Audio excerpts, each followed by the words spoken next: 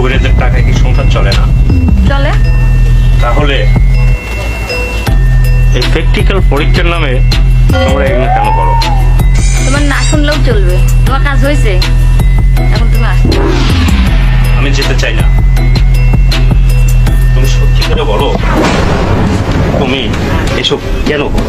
বলো কেন করো তুমি এসব? কেন করে জানতে চাও? দেখতে চাও? হ্যাঁ, আমি দেখতে চাই। দেখতে চাও? তুমি দেখতে চাও? দেখো ওই রুমে, তাই গিয়ে দেখো।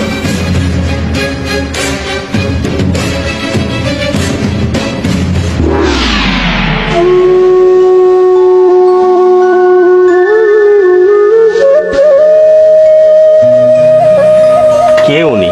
কি হয়েছে ওনার? উনি আমার মা, কয়দিন আগে ব্রেন স্ট্রোক করছে। উনি এখন মৃত্যুর পথে। তুমি শুনতে চেয়েছিলে না কেন আমি এই কাজ করি? কদিন আগেও আমি এমন ছিলাম না, কিন্তু আমি এই কাজ করতে বাধ্য হয়েছি। এসব কাজের জন্য কে দায়ী জানো? কে? আমার বাবা।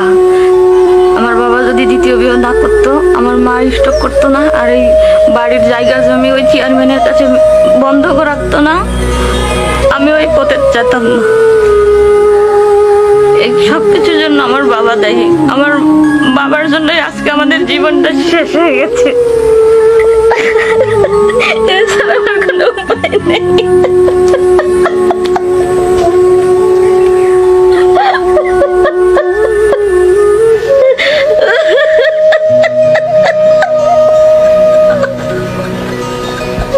তোমার কত টাকা লাগবে বলো? বলো কত টাকা লাগবে? 1 লাখ, 2 লাখ, বলো।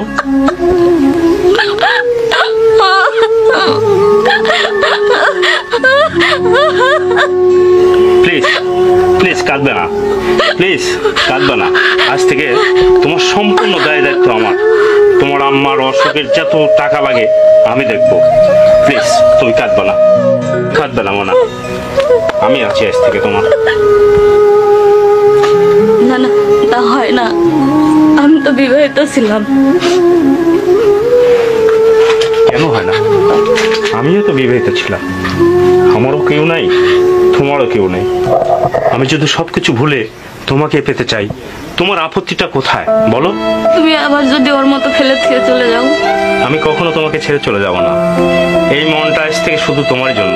এসো তৃপ্তি, শুধু তুমি আর আমি দুজনে মিলে নতুন একটা সংসার বাঁধি। তুমি আমাকে ফেলে কখনো যাবে না।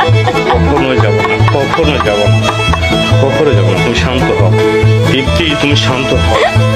আমি তোমাকে বলছি না, আমি তোকে ছাড়া কোথাও যাব না। এই ভিডিওর দ্বিতীয় অংশ দেখতে চাইলে কমেন্ট করে জানান।